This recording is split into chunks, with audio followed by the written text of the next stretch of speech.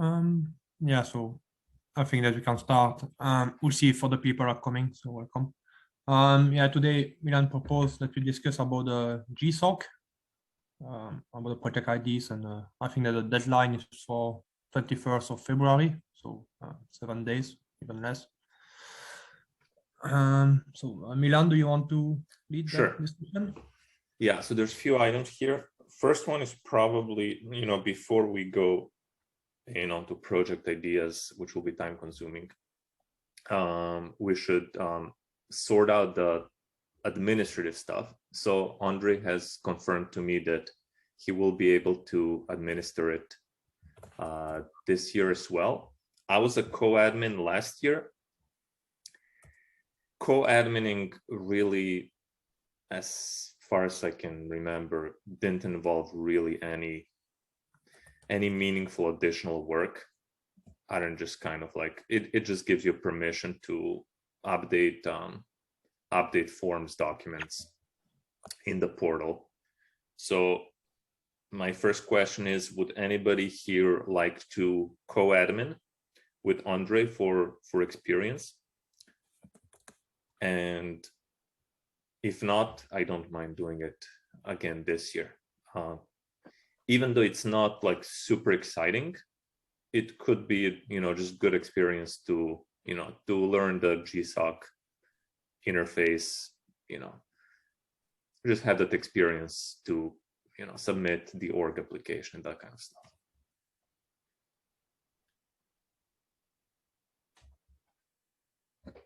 Yeah, I'm not sure how much time did it involve for you? I think spread over the whole thing, maybe 2 hours. Yeah, so it's really negligible. But again, it's not super interesting. So anyhow, let me know if you decide you'd like that. If not, I'll just co-admin with Andre. Yeah, and most of the work will be this week, I guess, for the submission.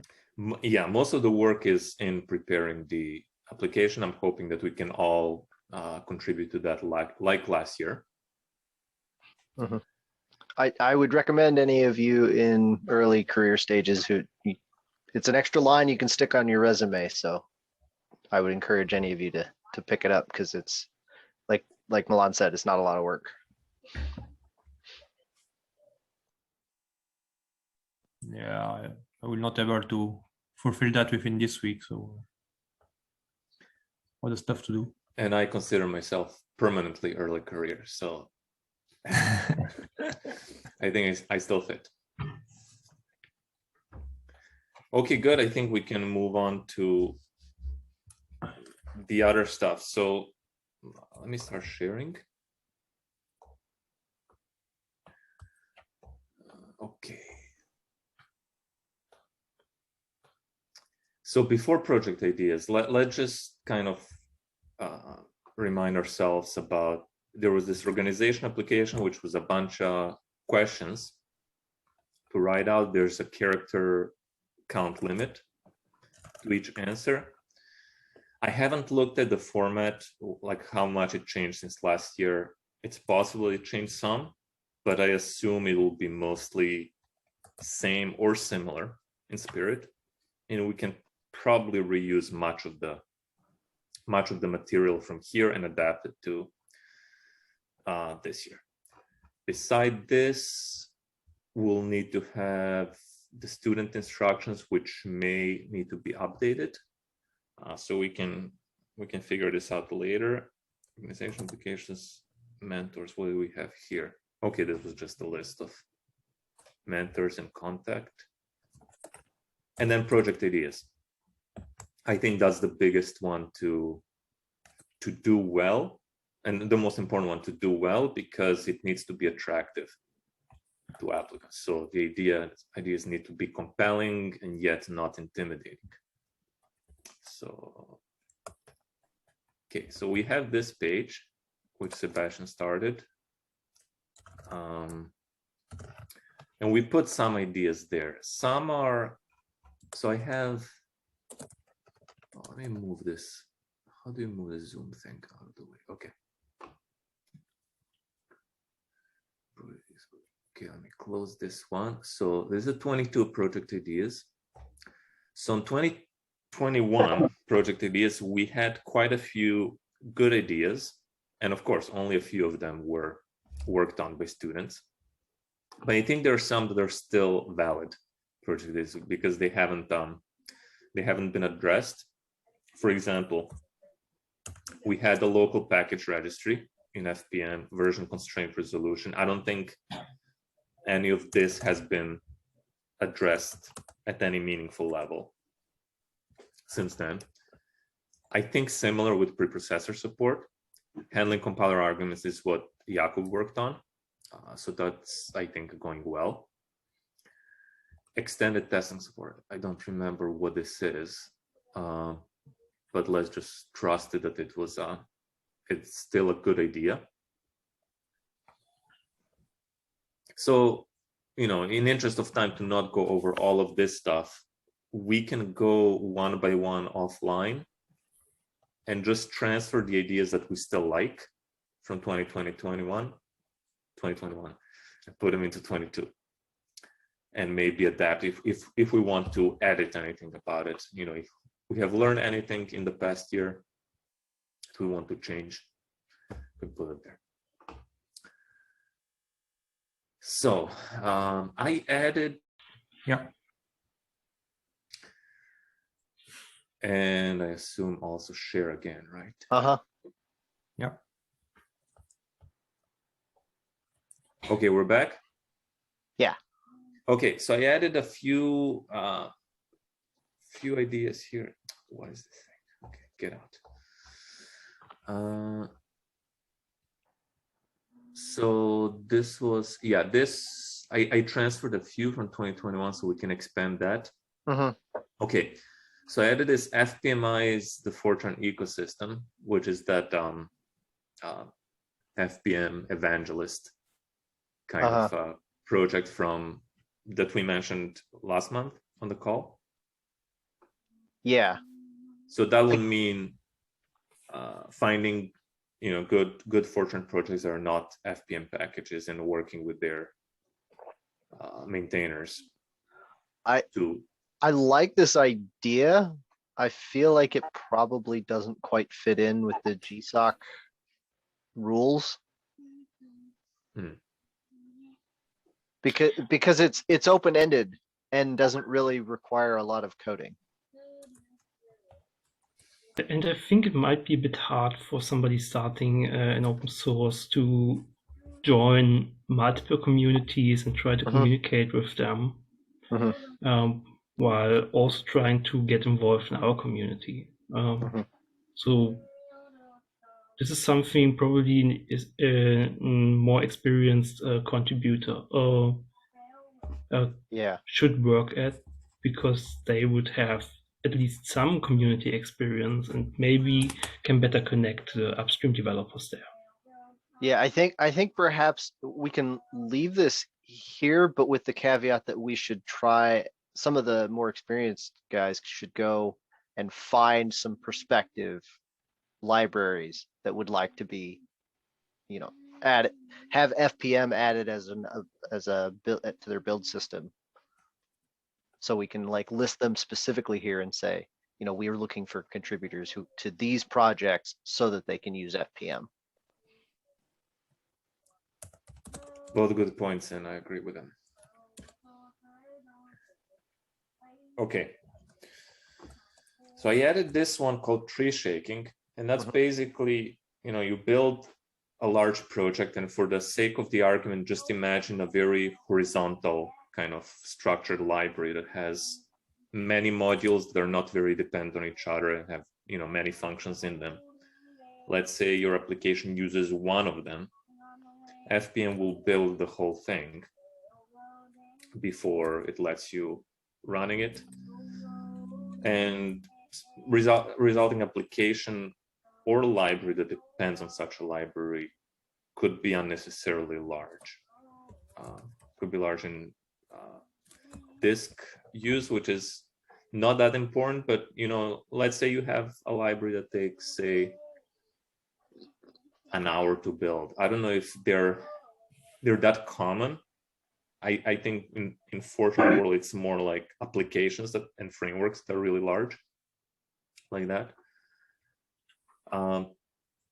Let's say, for example, stdlib. Let's say if it takes you, a minute to build it, and you're kind of fast iterating or something, and you're constantly rebuilding, but using only a few things. You're just sprinkling in a few things from stdlib in your application.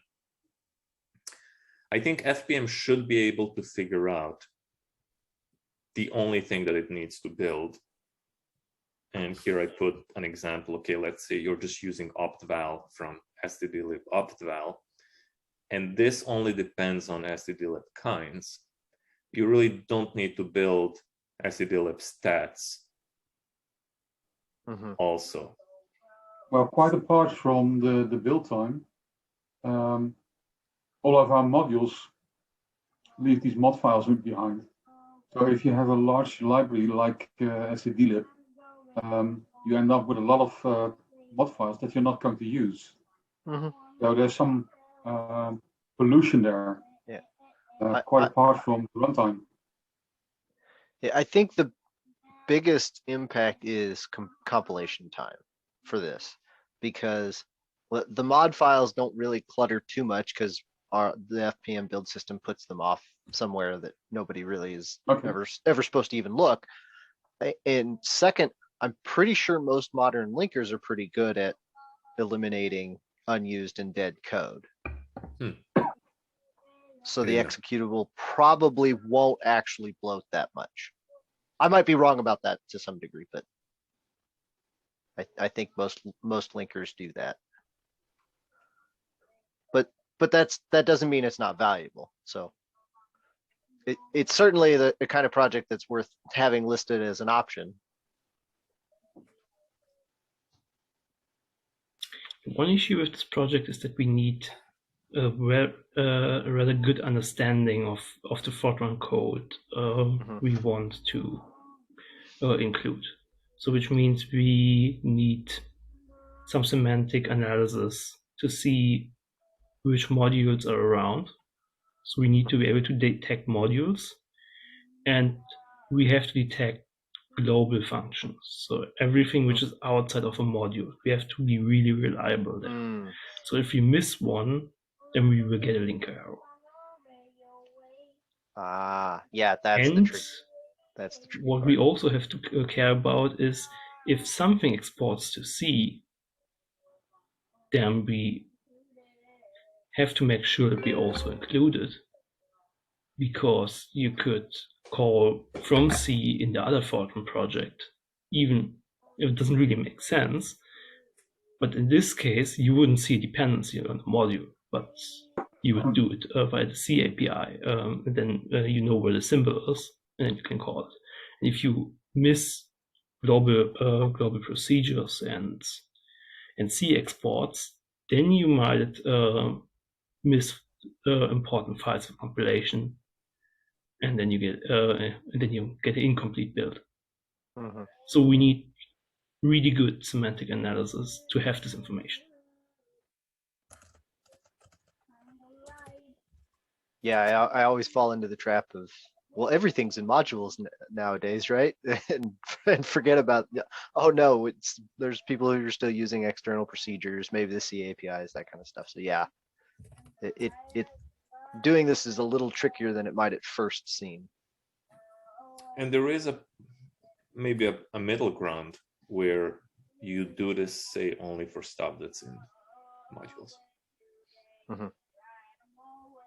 Sebastian, beside the difficulty of this, do you think it's a worthwhile effort or thing to do? Yes, it certainly is. So getting the build time down, depending on standard lib, would be really useful for having people actually make use of it. So a lot of people I speak with, I ask them what's standard lib, they are really concerned about the overall build time. So they're going to include it for like run procedure, maybe for the sorting, and then they have to compile the whole statistics. And you don't really need this. And then if your project already builds 5 minutes and then you add another one with standard lib, it's not really nice. So especially if you're building in a CI environment, then you would really want to save this additional minute, because you have to wait this time before you can see your test results. I like this as an optional project, but I think it's probably a little bit big in scope for a GSOC project. I'm thinking maybe we should try and split it into smaller steps. Will it be the first step for this GSOC project, just to focus on the modules? Adding no external procedure and C, so it will be already useful for standard lib. Mm-hmm. And Yeah, Brad, that might be one way to do it. I'm sorry, do you remember that the projects are also bigger this year? Oh, that's right. They have 2 different classes of project this year. You can do the half-time or full-time projects. And so this might be doable as a full-time project, but I would still like to have it broken up into smaller tasks. That way you could say, our goal is the whole project, but even if we only get to like these 2/3 of these tasks, it's still useful. That makes it more likely to be accepted as a Google Summer of Code project. Okay. Could we leverage the compiler linker here? I mean, if the compiler sees that it needs stdlib opval and isn't there, then you get a message. Right. We could leave the hard work to the compiler, at least as a first step, and analyze the output from the compiler to decide what parts of stdlib to include. But then you will still miss, in the end, if you get a link error and you're missing a symbol, then you don't know where the symbol is coming from unless you scan all the code. Mm-hmm. And it becomes very iterative. And so you might actually go a lot slower that way. Right. I mean, one part of this project, getting a good scanner, which we can use from Fortran, would be really nice. Yeah. I mean, Andre still had the option to make Fortran FPM compatible, and then we could use Fortran scanner. Right. That's kind of the direction I was thinking was, So I would put definitely on our FPM project list, compile C++ code and compile Fortran specifically. I like that idea. And the direction I was headed for this tree shaking was, as one of the first steps is, can we do a sufficient semantic analysis of a project to determine exactly what all the interdependencies are?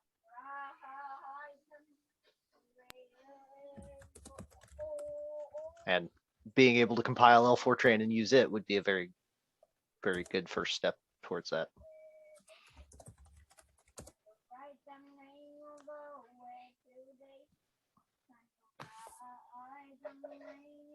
And the linker aspect of this is only relevant to building an executable application. If you're building a library that depends on stdlib, and your library doesn't expose stdlib stuff, there's no linker involved there. Do we actually use FPM for building libraries?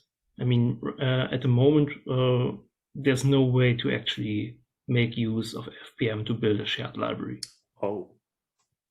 We can build static libraries and install those.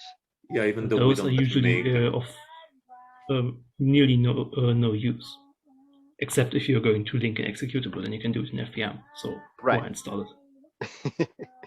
Yeah. I mean, if you want to do anything more fancy, like calling it from another language, then you need a shared library, and we can't build those.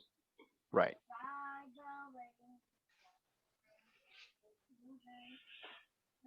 I think we have possibly an issue open for targeting the need for shared libraries. It's actually something that I've very recently come across as something that I would quite like from FPM. Is this something that we could possibly put as a project for GSOC, do you think?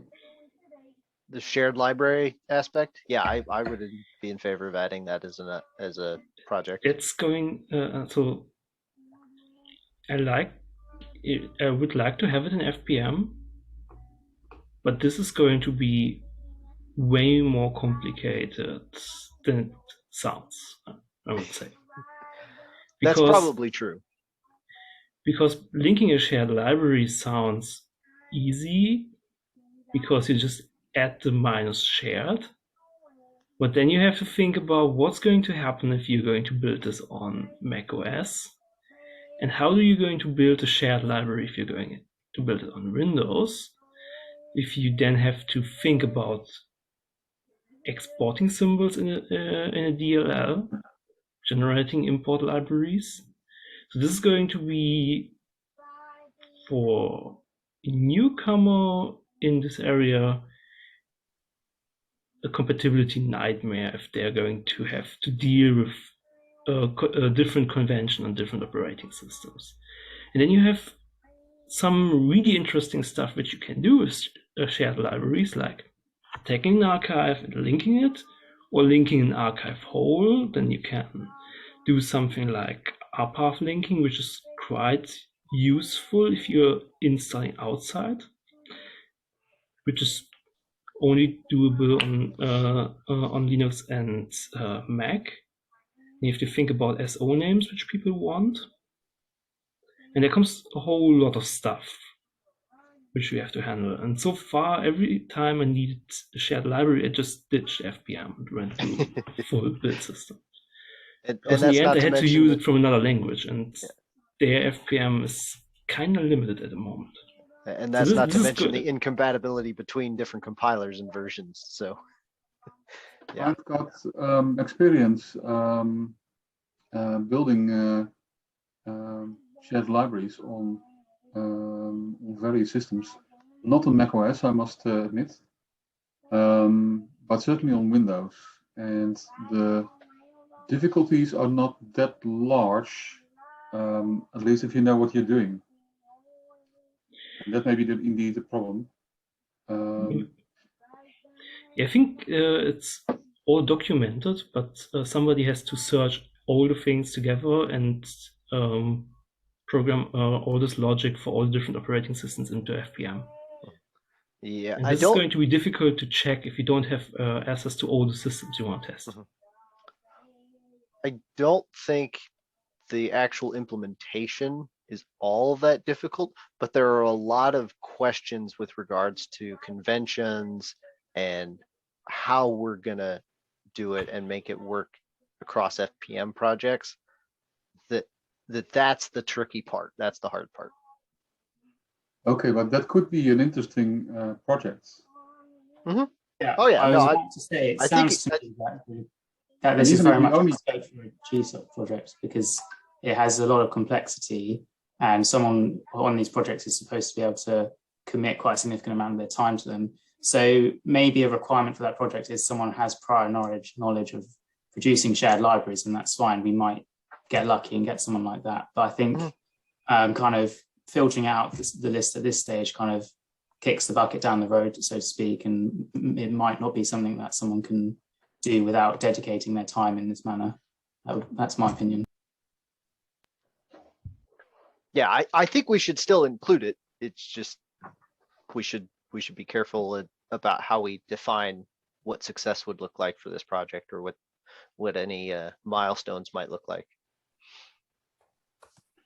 Yes. In my opinion, even just Linux support would be a success, because it would just get us further. Actually, if you use Cygwin or MinW on Windows, then you're quite close to Linux. So that would be yet another environment where this would be useful. Yes, but this also means that you have to keep your eye on 3 different environments if you're doing something for Windows. Yes, I'm painfully aware of that. But at least 2 of them look quite a bit like Linux, so that would be a first step. The unfortunate thing is that that the MinGW and at least the MSys variant and the Sigrin look too similar, but are actually quite different, which makes it always a bit tricky. Mm-hmm.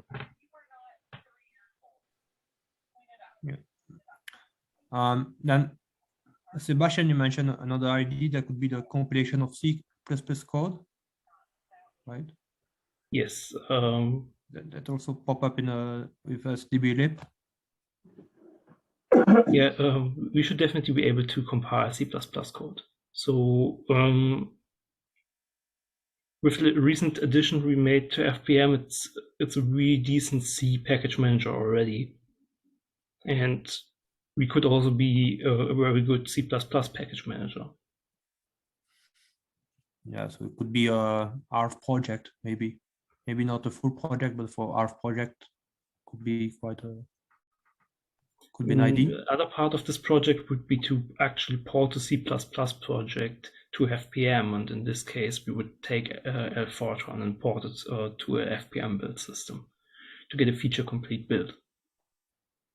And then it might be again a full project. I don't know how much time one would need for this. Yeah, fine. Typing some notes. Good. Other ideas for FPM?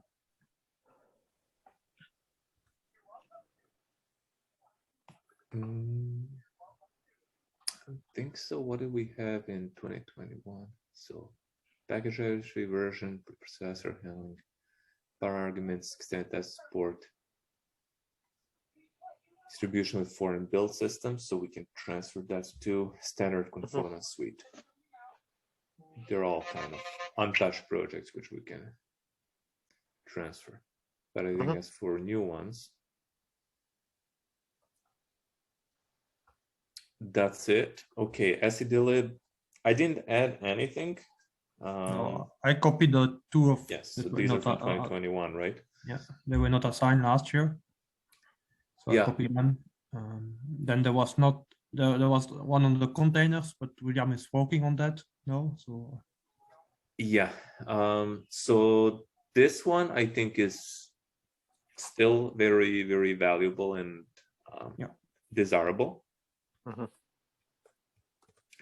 Sub-processes, I remember a year ago, I think Sebastian commented it potentially being very challenging, which I believe, but I think it still could be a good project to have, maybe as a full-time project. Any comments? No, I think that we can keep those two. I thought maybe to add something on the sparse matrices. There was, I think that Andre opened a pull request a long time ago on that topic, so it could be maybe added also. Oh, I see. To make sparse matrices in SEDlib a project here. I see. Yeah, I didn't vote, but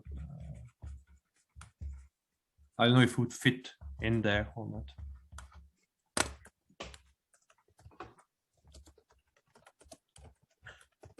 Yeah, I think at the very least we should, these ideas that we doubt, we should just add them in the first step, and then before submission we can trim the fat. Say. Yeah.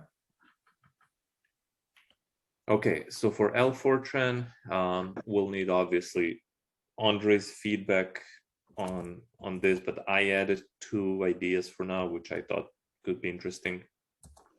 The first one would be to focus on implementing language support in Fortran to compile SEDlib, FPM, and perhaps some other Fortran-like projects, but these are 2 biggest ones, I think. I don't know what's the current status of language support in Fortran. I think there's still some stuff that's not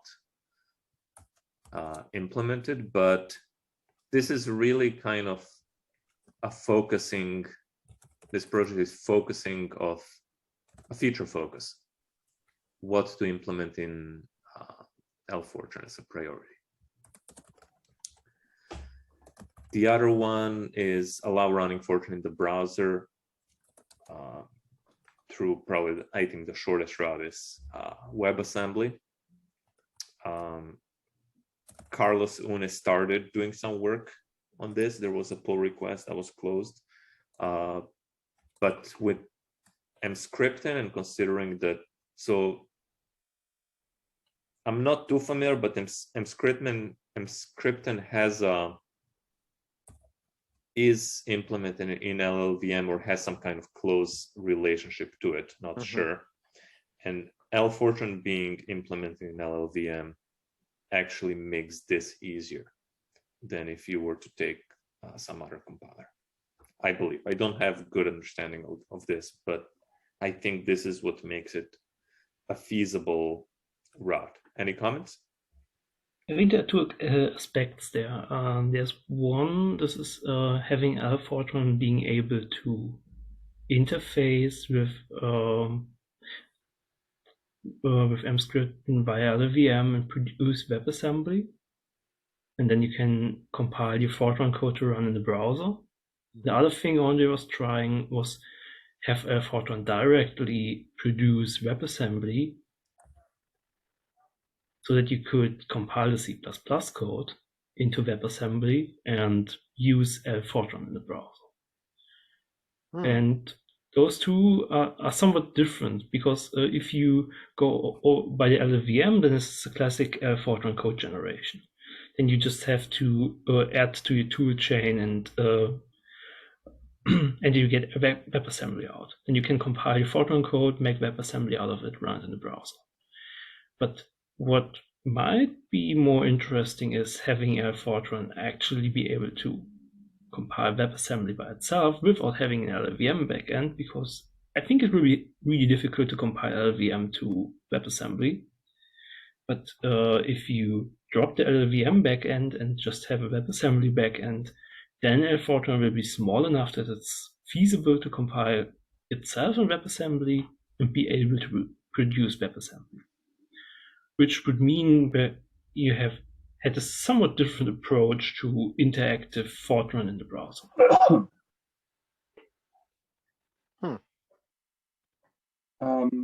I remember Andre demonstrating Fortran in Jupyter Notebooks. Does anybody know about the status of that? It does work. You can use it now.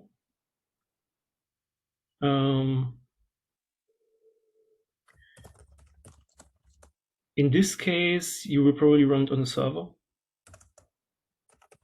connected with the notebook.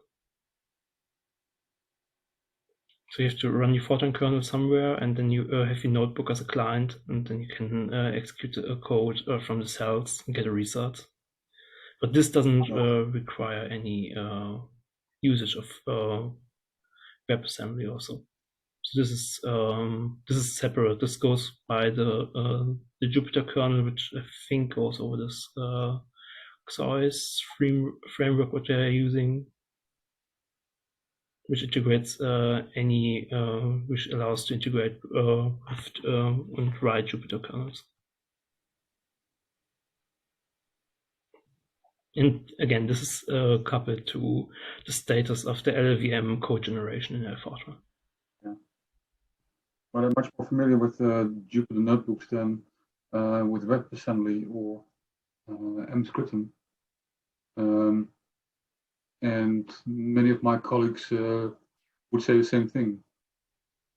I think generally it would be worth to push this code generation in Fortran further. Right. So having it,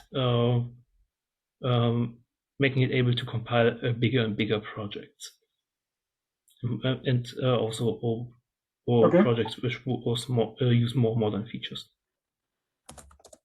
So more a matter of labor than something innovative. Yes, I think there are a lot of hours of coding needed. But of course, I think Andre put it as part of his plan for this year to get Fortran into beta. and have it able to compile most Fortran code. Sebastian, can you expand, with everything you just explained on this point? So the two approaches and the challenges of each. Sure, we'll put in some notes. Okay, and then I added this category on other because I wasn't sure where else to put them. One is modernize one or more classic Fortran libraries, packs from netlib. So this is akin to the FFT pack and MinPack efforts. This was brought up on the last call, and basically it would involve, but not limited to, writing a test suite for the project, documenting it, if needed, transitioning maintenance to Fortran Lang, GitHub, enabling building and running for major OSs. Comments? I'm not sure if this is a good idea. I like the idea, but I'm not sure we have a well-defined success metric. Right. So this is basically a, hey, pick a library and you're going to modernize it, but how do we judge whether the project was successful? That's something for us to decide. The problem I see with this project is that we are going to expose the student to legacy Fortran code, which they have to dig through and modernize, and then they go, then their GSOC, in the first time going to do something with Fortran, is going to see all the stuff we don't want anyone to know about modern Fortran anymore, and they're going to learn all about fixed format, common blocks, go-tos, computed go-tos, arithmetic if, entry statements, whatever. And as good as it would be to have a modernized version, the success is that it actually is able to replace this old version in any situation where it is used. This means we have to define some really extensive testing, get some coverage near to 100% to make sure that we don't break it, and then start modernizing it, which can be really frustrating if you go through all this code and just try to change things without breaking a test suite which you wrote. Mm-hmm. And in the end, you are able to replace it in one project, and nothing changes. So the success, so the minimal success doesn't really look all that appealing. Well, So yeah, for I me mean, the main problem.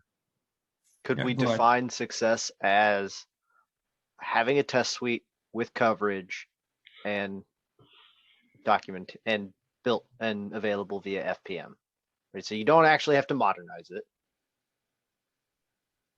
Yeah, But- not actually. But we get it to a state where it's ready for somebody who wanted to modernize it.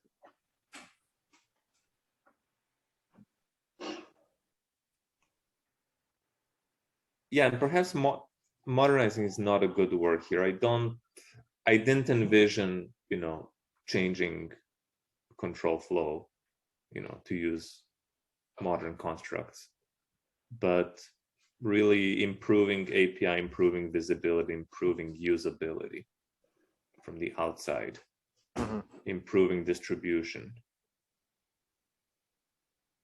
And the major one, I agree, is a comprehensive test suite and high coverage.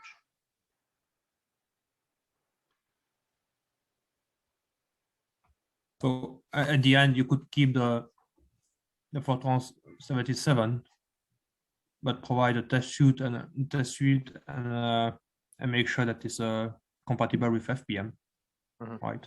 So there's people who just could call it through FPM and use it. But it would still be old code, but Mhm. useful. Yeah, I see nothing wrong with run code. I think it's Shakespeare. Yeah. I've been looking at a few packages from Netlib. What I see is that quite often there's very limited documentation and a test suite containing a few examples mostly.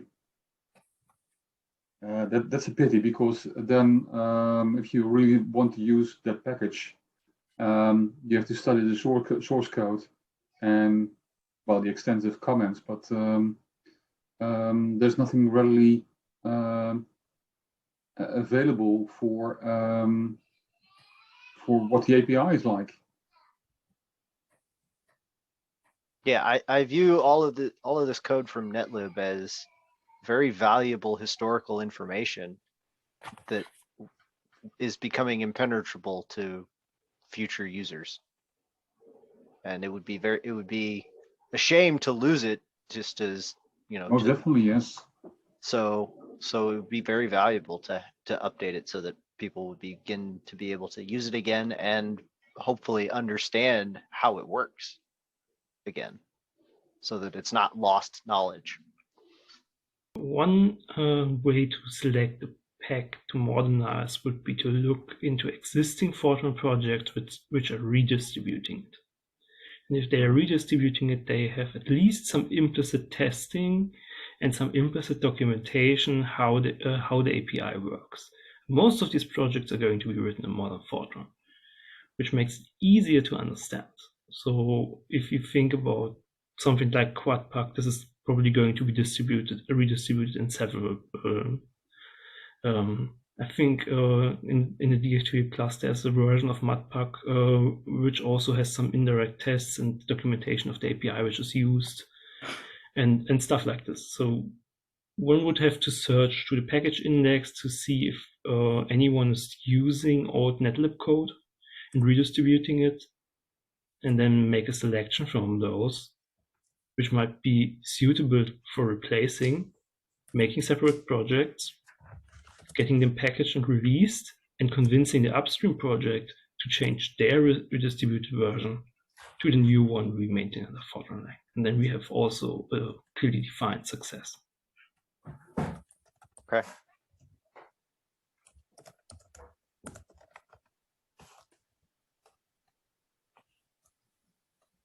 Okay, with everything said, so I now like this idea a little bit better than before.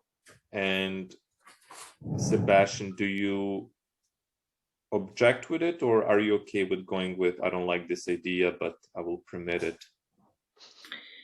Yeah, I'm a bit ambivalent about this, because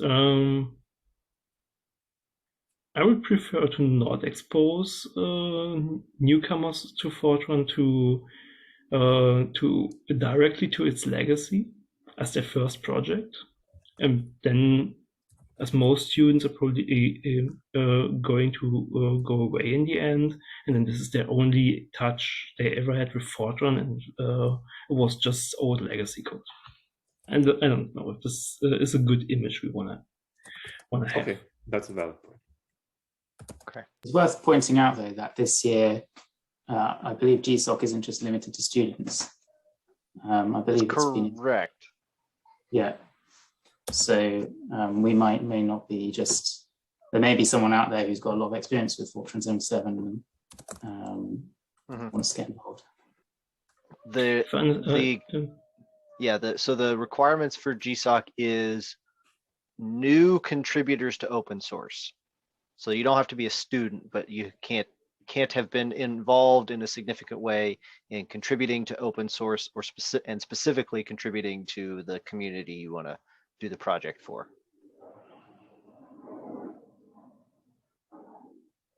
Yeah. So there's possibility that there's somebody out there who's like, I'm ready to get into open source contributions, and I've been doing Fortran 77 for a long time. So I don't want to turn them away.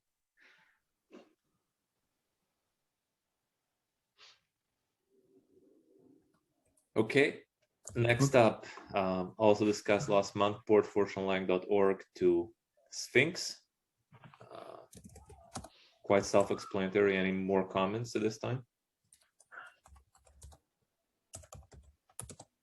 I think this is a well-defined project.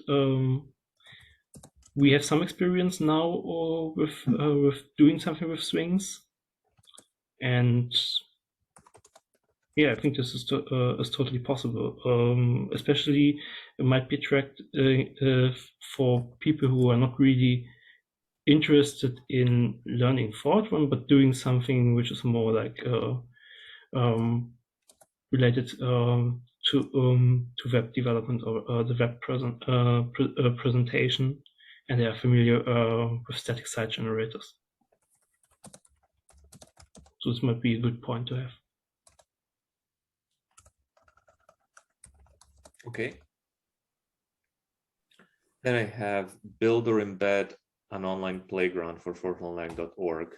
So this was motivated by a few, I don't know if they were GitHub issues or posts on Discourse where people suggested that it would be nice that Fortran has a little embedded playground on the landing page like other languages do, where you can just, you know, type in Fortran code and run it right there. This is separate from the issue allow running Fortran in the browser. So this one specifically related to Fortran code actually running in the browser. This one is more loose because you don't have to run Fortran in the browser to achieve this. So you can have a kind of a traditional client server relationship.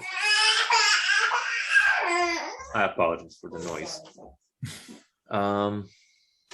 So I listed a few like possible approaches how this could be done. Maybe in the most simplest approach would be to take some existing technology that already does this and embed it in the web page.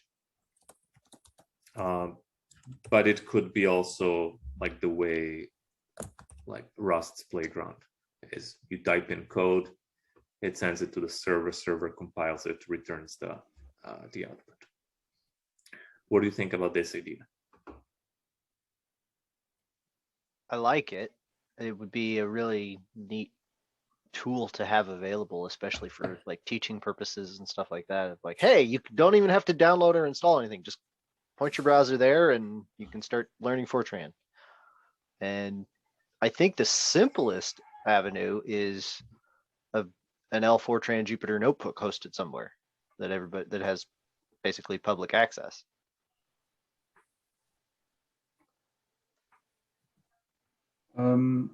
I know of a VNC server. Maybe I can show it. Yes, please. I have to find the example here. So that would be a web VNC client embedded in a web page. Yeah. I mean, that's an interesting let me see avenue. I have something. Of course, if you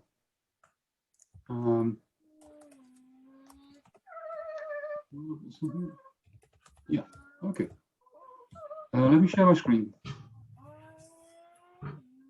Okay, you should be able to just start sharing. Share screen. That would be screen number 2. Okay, here is this is TCL, and this is an interactive.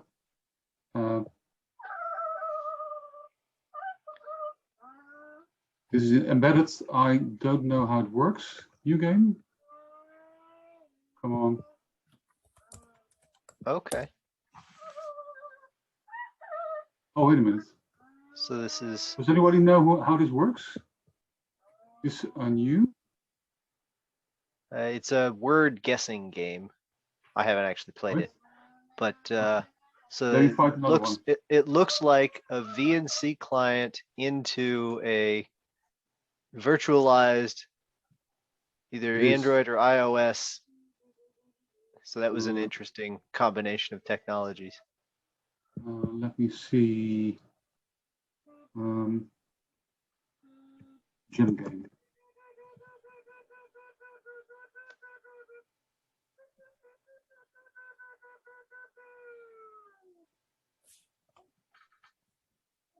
Right. Oh, sorry, wrong one.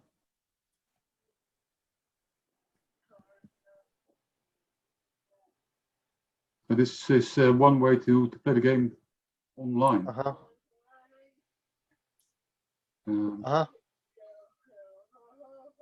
And it seems to work in a very simple fashion. Just a few lines of code, and then you can run it. I know the guy who created this stuff, Jeff Smith. I can contact him if we are interested. And this is actually taking the code, which is over here.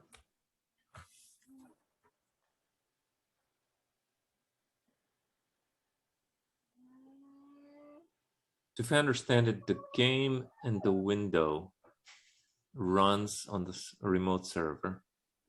It streams the screen and it streams the mouse keyboard events. Yep. From the browser. I see. Yeah, that's what a VNC client is. It's like a remote desktop. I see.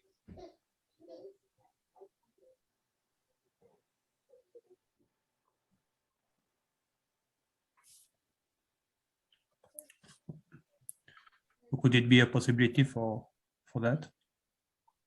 I think so. There's some security implications, like getting the actual implementation in such a way that like users aren't going to be able to abuse it. It has some tricks to it, but it's an interesting use of the combination of technologies. That's for sure. Yeah, I am worried that it may communicate implicitly some old-fashionedness, because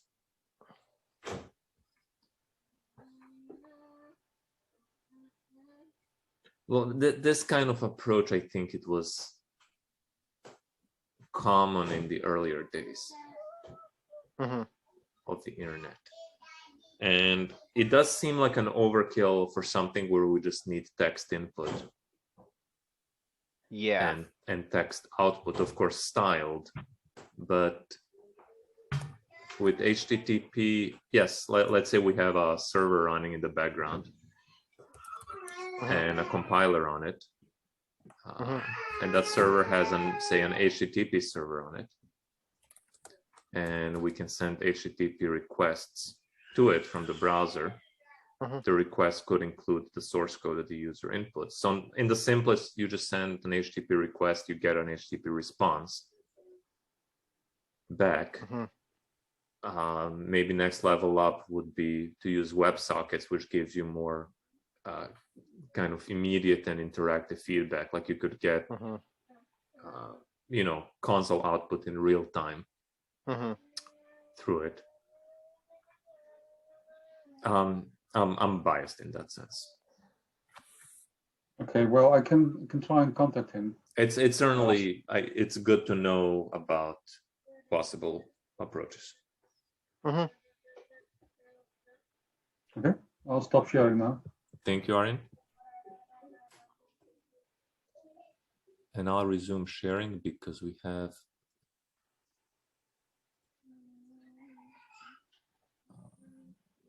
one more to go through, I believe. Oh, and we're out of time. Okay, you see my screen? Yes. The last one is there is an open issue for this, get Fortran Lang Minpack to be used in SciPy. And there were a few responses from SciPy maintainers, I believe. Okay. And basically this project would just mean, student would collaborate with Fortran Lang teams and SciPy teams to carry this from start to end. What do you think about this idea? I think we're almost done. we basically have to merge the C API and SciPy can use it. Wow, I didn't realize we got that far, but that's great news. So This basically, partly feels. Go ahead. So we basically just have to review the C API, decide on it, maybe add some more testing, and then SciPy can actually directly use this one, or we go the extra mile and also provide them a complete extension module, and they can just use MinPy and replace with their entire MinPy implementation. But I don't think this is much work to do. So at least not for half a project in the summer. I was also going to suggest this probably feels more like a project for SciPy than for Fortran Lang. Right, but we want to push our version of the package, right? I mean, that's true. It will benefit Fortran Lang to some degree, but it's not really work for Fortran Lang. It's work for SciPy.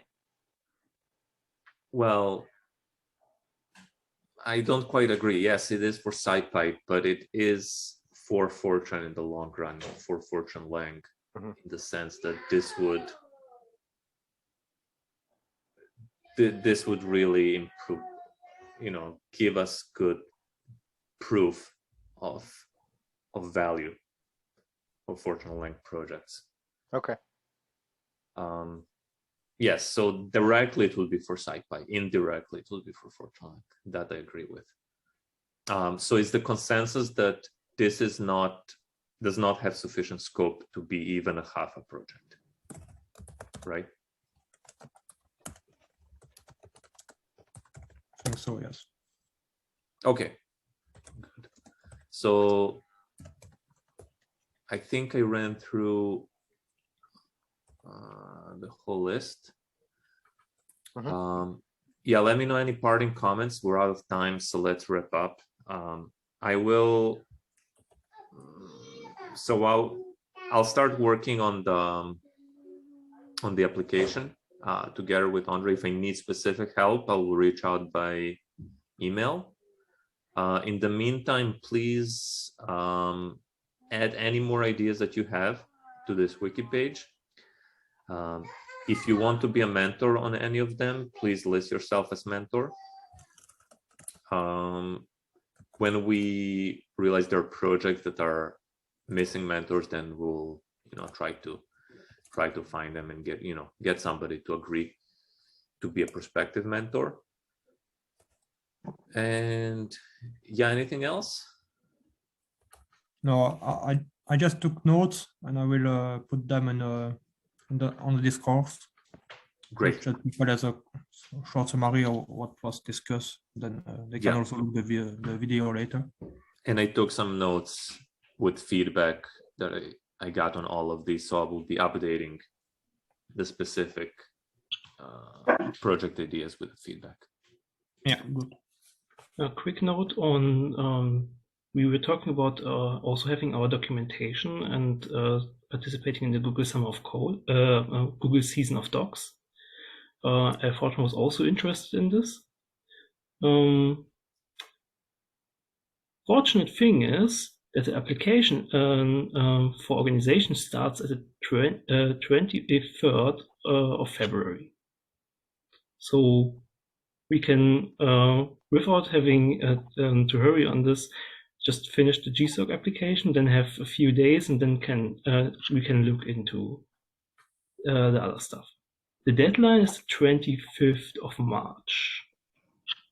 So we might even be able to discuss this in the next monthly call. So, but we should keep an eye on this, but it's not urgent now. That's great. Yeah, let's keep it on the radar. That would enable us to have a very different kind of projects then.